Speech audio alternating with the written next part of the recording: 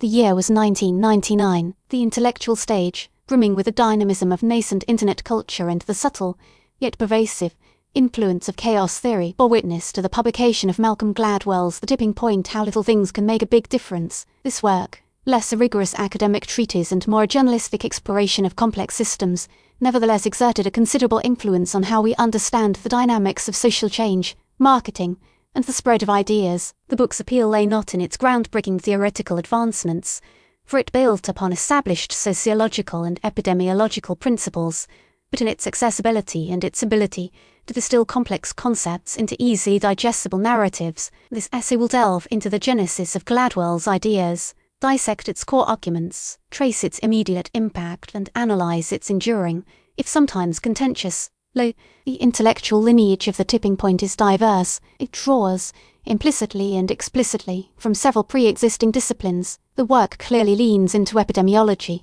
and the study of disease outbreaks. Gladwell uses the metaphor of a virus spreading through a population to explain the propagation of behaviors, trends, and ideas. This framework, with its focus on critical mass and contagion, owes a considerable debt to the pioneers of epidemiological modelling. This includes the work of researchers who focused on identifying key nodes or individuals that facilitated the rapid spread of infectious diseases. The concept of herd immunity, an important element in these models, finds a parallel with the idea of a tipping point where a critical number of individuals adopting a new behaviour leads to its widespread adoption. Furthermore, Gladwell's analysis benefits greatly from sociological studies of social networks and the diffusion of innovation. Earlier work on the spread of new technologies or practices through social groups provided the groundwork for his observations on how ideas gain traction and propagate. Sociologists like Everett Rogers, in his seminal work on the diffusion of innovations, established the importance of early adopters and opinion leaders in shaping the adoption curve of new products or practices. Gladwell's concept of mavens,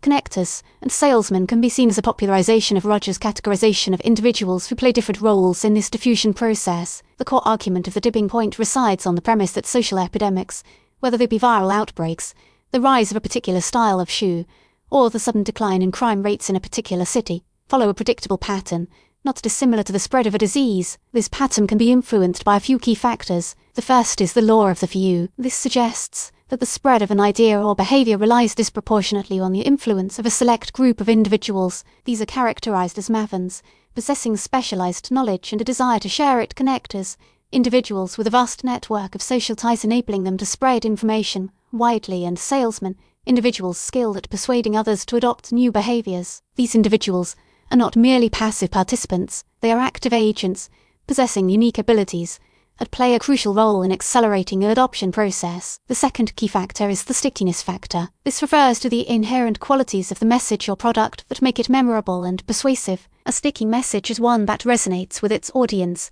leading to retention and replication. The stickiness factor is related to the design of products, the formulation of messages, and the overall experience of adopting a trend or idea. Gladwell emphasizes the importance of tailoring a message such that it has a high probability of sticking in the mind of the audience. In essence, the formulation of compelling content or the creation of an attractive product can increase the probability of its widespread adoption. The third factor is the power of context. This posits that environmental conditions and situational factors play a critical role in shaping behavior. Small changes in the environment or circumstances can have a significant impact on the probability of a tipping point being reached. This includes such factors as the physical setting where an idea is presented, the social norms that prevail in a particular community, and the overall mood or atmosphere of a particular time. Gladwell argues that even seemingly minor alterations in context can act as catalysts, encouraging the widespread adoption of new behaviors. The immediate impact of The Tipping Point was profound. The book became an instant bestseller, popularizing complex sociological concepts and offering a framework for understanding seemingly random phenomena. Business leaders and marketers embraced its ideas, seeking to leverage the principles of tipping points to promote their products and services. The book's concepts were particularly appealing in the nascent digital age, where viral marketing and rapid information diffusion were becoming increasingly relevant. Advertisers adopted the language of mavens and connectors, seeking to identify and cultivate early adopters to spread their messages. more effectively. Furthermore, the tipping point influenced the discourse surrounding public health and social interventions. Policy makers began incorporating the book's ideas into their strategies for addressing complex social problems, such as crime and poverty. The concept of broken windows policing, which focuses on addressing minor offences to prevent more serious crime, was seen by some as a practical implementation of Gladwell's ideas about the power of context and the importance of addressing small problems before they escalate. As a consequence, Gladwell's writings influenced social policy. The book's lasting influence is more complex and less easily quantified. It spurred considerable discussion about the nature of social change and the role of individual agency in shaping collective behaviour. It also contributed to a greater awareness of the importance of social networks and the role of communication in spreading ideas and behaviours. The book's success prompted numerous imitators and generated a popular interest in complexity theory and network science. However, the tipping point has also faced considerable criticism. Academics and researchers in various fields have scrutinized the book's methodology and its theoretical underpinnings. Several criticisms repeatedly appear. One of the most common is the lack of precise definitions and the anecdotal nature of the evidence presented. Critics have pointed out that Gladwell often relies on illustrative stories rather than rigorous quantitative analysis to support his claims. Another criticism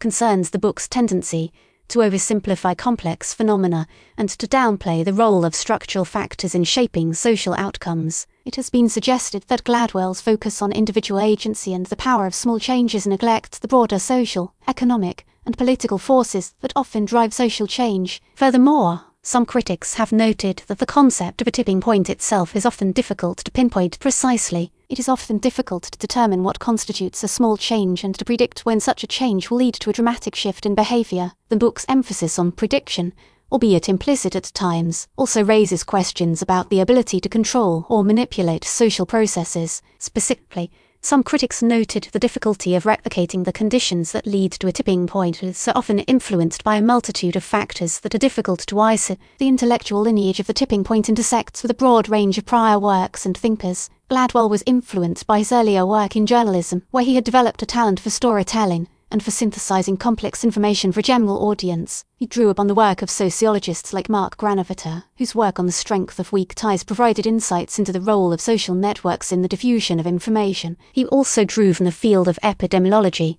which helped him conceptualize the spread of ideas as akin to the spread of infectious diseases. Gladwell's work, in turn, has influenced a variety of subsequent works and researchers. The book has inspired a wave of popular non-fiction books that explore the dynamics of social change and the power of persuasion. It has also influenced marketing and advertising strategies, for example, a focus on influencer marketing. Additionally, the book has contributed to the broader discussion about the nature of innovation and the role of individual behaviour in shaping collective outcomes. In conclusion, The Tipping Point is a product of its time. It successfully captured the zeitgeist of the late 1990s, when information was becoming increasingly accessible and interconnected. While the work's theoretical contributions may be modest, its influence on popular culture and business practices is undeniable. The book presents a persuasive narrative, emphasizing the power of little things to trigger significant social change. As such, it has left a permanent mark on the cultural and intellectual landscape. While the specific claims made in The Tipping Point may be subject to scholarly debate, the book's core message remains relevant. The work implicitly reminds us that even in the most complex social systems, change often arises from the unexpected synergy between a set of key individuals, persuasive messages, and the broader contextual landscape. The book is a testament to the enduring power of storytelling and its capacity to shape how we understand the world around us.